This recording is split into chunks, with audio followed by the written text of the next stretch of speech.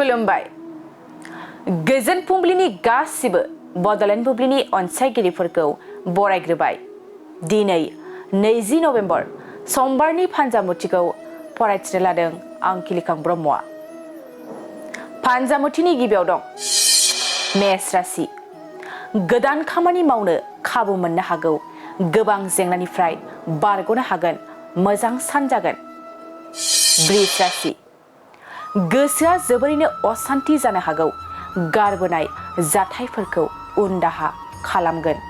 असान्तिजोंनो साना बारलांगोन मिथुन राशि न'खराव दुखु दाहा जानो हागौ जानाय लोंनायाव सुखु गैयै जागोन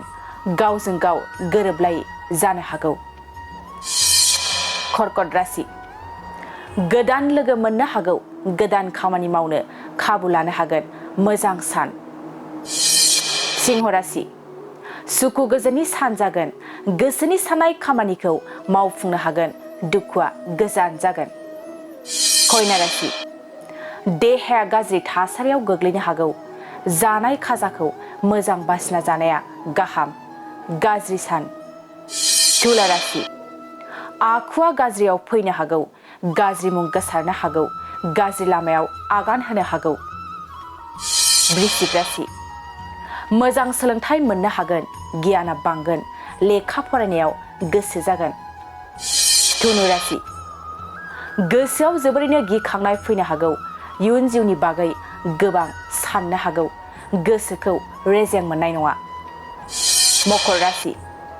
मोजां रादाब मोननो हागौ सुख सान्थियै थानो हागोन सुखु सान्थि सानखौ हगार हरनो हागोन कुम्भ राशि बिसि फिसायनि गेजेराव गोरोबलायै सोमजिनो हागौ गोसोखौ गाज्रि मोननो हागौ गोजोन गैयै थासारि सोमजिगोन मीन राशि गोसोनि साननाय मिजिंफ्रा जाफुंनो हागौ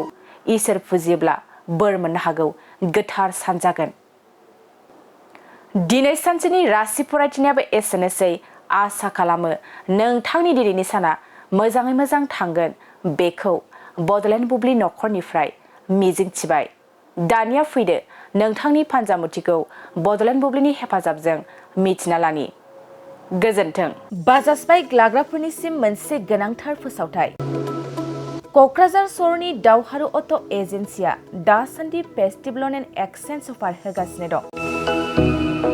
एसेल' बिबांनि रां होग्रोनानै गाव गावनि लुबैनाय बाजाज बाइकखौ बायनो हागोन बे सोलिफु फेस्टिभ ल'न एन्ड एक्सचेन्ज अफाराव बाजाज कम्पानिनि गासैबो मडेलनि बाइक जेरै पालसार सिटि प्लेटिना एवेन्जार डमिनार आरो गोदानै लन्च जानाय बाजाज मडेलनि पालसार N150 खौबो मोननो हागोन बे सोलिफु फेस्टिभ ल'न एन्ड एक्सचेन्ज अफाराव गोबांद्राय नङा आरसि इन्सुरेन्स लाफानानै 9,999 रां बेसेनावनो लवेस्ट डाउन पेमेन्ट होनानै बाइकखौ लानो हागोन नोंथांमोना क'क्राझार सहरनि दावहारु अट' एजेन्सिजों लोगोसेनो कारिगाव फेस्टिभ आउटलेट दतमा फेस्टिभ आउटलेट आरो बडगाव फेस्टिभ आउटलेट ब्रान्च श'रुमावबो होबाय थानाय फेस्टिभ ल'न एन्ड एक्सचेन्ज अफाराव फैनानैबो लानो हागोन मोजांसिन बाथ्राया बेसोबावदि दावहारु अट' एजेन्सि श'रुमनिफ्राय बाइक बायग्राफोरनो 5 लिटार पेट्रल आरो गंनै हेलमेटबो फ्रि एसुवेर्ड गिफ्ट महरै हरनाय जागोन अब्ला दानो बुकिं खालाम 6003 99187 नङाब्ला 8822 018193 जानबुं अनजिमायाव